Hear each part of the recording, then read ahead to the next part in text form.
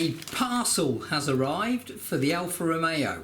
I've been on eBay and I've decided to order another item for the interior of the Alfa Romeo. The problem is, in these cars, and it's the same as with the Lotus, there's just nowhere to store anything. And it's a major problem if you're going somewhere and you need to put your mobile phone somewhere, or you need to put some food somewhere. So what I've ordered for this car, and it's in this parcel, are some, I'm going to get out now, interior pockets. So this is what I've ordered. I don't know if you can see that, but it has actually got, and you probably won't pick it up on the camera, but it's black to match the interior of the car, and it's also got the red leather stitching which happens to match the interior of the car as well. So this is where I'm planning to put them, one on each side. So it's going to go down this side console here, just in there. They're quite slim, so they should fit in there okay, and that will give me some additional storage. So yeah, so there we go, job done. We've got one this side, we've got one on the other side, and yeah, it literally took less than 5 minutes to do. But it's really good because now I can start putting my stuff somewhere where I can keep it safe. There we go. So that's it. I've now got some internal storage in the Alfa Romeo.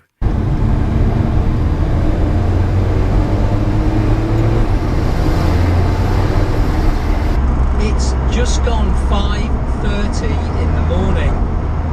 The sun isn't up yet. The clouds are still burning through, and I'm on my way. I've got to drive for 70 miles, and I'm on my way to meet up with a whole bunch of supercar drivers. We are talking serious cars, Ferraris, Lamborghinis, that kind of thing. And I'm going to join a convoy of supercar drivers on a drive out. And I'm a bit nervous, if I'm honest, because this little Alfa Romeo has an engine not only that is only half the size of pretty well all the other cars in this run, it's also probably less than a third of the price of all of the cars in this run as well.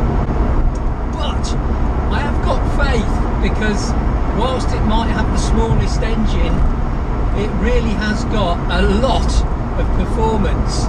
It's still capable, I believe, of keeping up with these cars, so we shall see. Well, it's certainly a very foggy morning. I hope this clears up. I'm sure it'll burn off as time goes on. We're still very early in the morning, but a lot of fog about today. This is the first time I've driven this car with the headlights on. I've only ever driven it in sunny daylight, and now it's pretty dark outside, so and we've got pretty heavy fog, so I've had to actually find where the headlight switch is. There you go.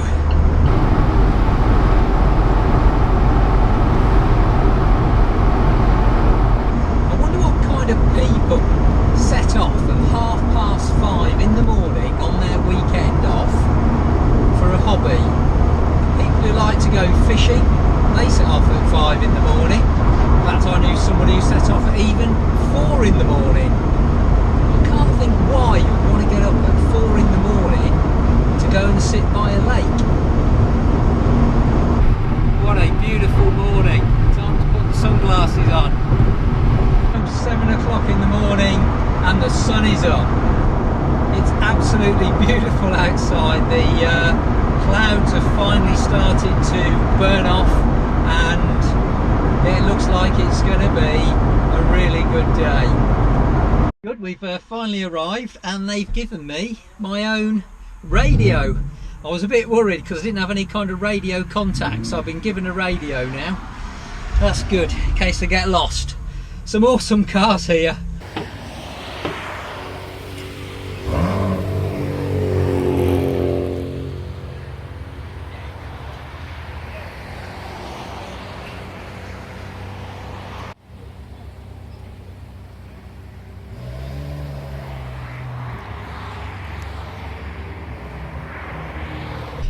So yeah, no one can get in or out of this garage now. The whole thing has been blocked. So yeah, we're going to have to move.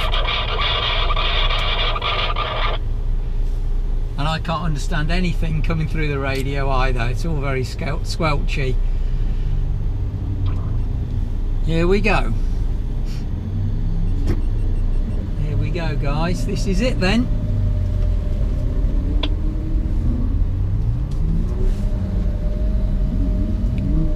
Just quick radio check again.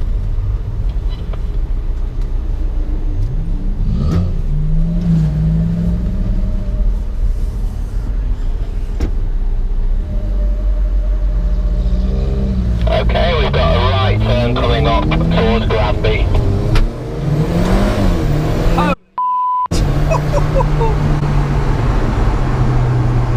Well, we're off and we're following a number of very, very fast cars.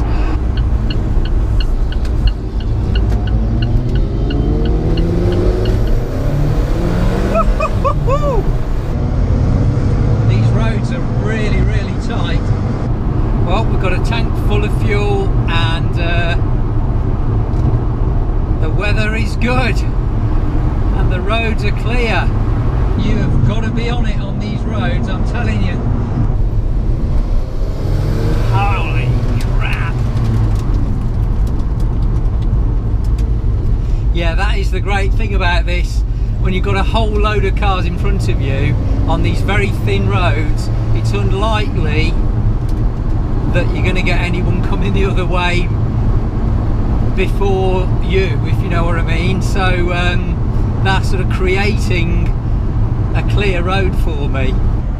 I'm quite glad that this gearbox is so good in this little Alfa. It's very, very quick changing, and when it's running on full auto it seems to be able to change at just the right times, and I'm glad about that. You cannot afford to take your hands off the wheel or just relax at any point because it's bouncing around like a little boat on water. I would imagine that if you're in the Ferrari or the Performante Lambo, you're probably going to be a lot more relaxed about this. We've actually stopped for traffic lights, and the relief. So right at the lights and then left at the next set of lights. We're off again.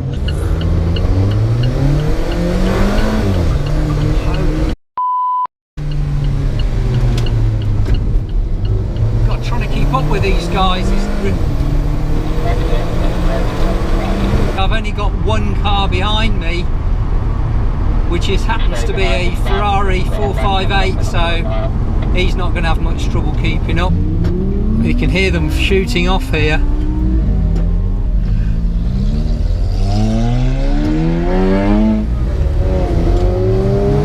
Off we go. Okay, my turn to get past this van now, otherwise we lose the group. I'm going to go for it.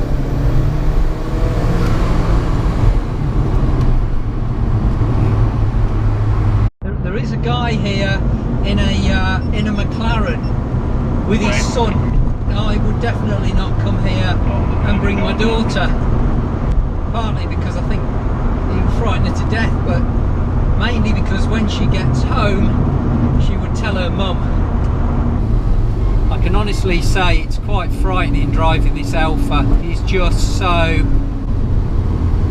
twitchy on the roads that when you are opening it up on these British B roads, you just think you're going to go into a flipping ditch. And we're off again. Quick update, we're lost. We've lost the whole crowd. There's just two of us.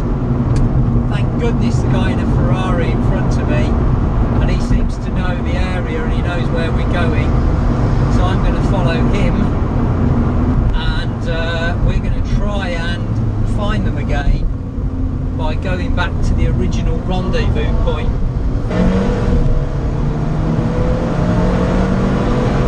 I really can't afford to lose this guy, because if if I lose him, I know I'm going to catch up with the rest of the group at all. And now I'm having to try and keep up with this Ferrari in front of me. There's one thing though, I am keeping up with this Ferrari, and when he puts his foot down, he really does go flat down. It certainly sounds that way, but I am actually happy to say I'm keeping up with him.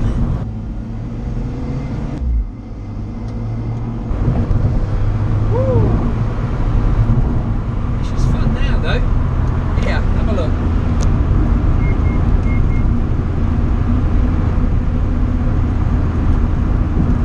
The interesting thing is, when he floors his Ferrari, although it's just slightly faster than mine off the line, what's extraordinary is the ability of this little Alfa Romeo to keep up with that Ferrari. He knows the area luckily, and he's taken me on this scenic drive, and it's fantastic. It really is good. So maybe getting split up from the rest of the group wasn't so bad after all. I'm really enjoying this now. This is really good. I'm going to go to this ultimate rendezvous point. We're going to get a coffee, and I'm going to try and chill out.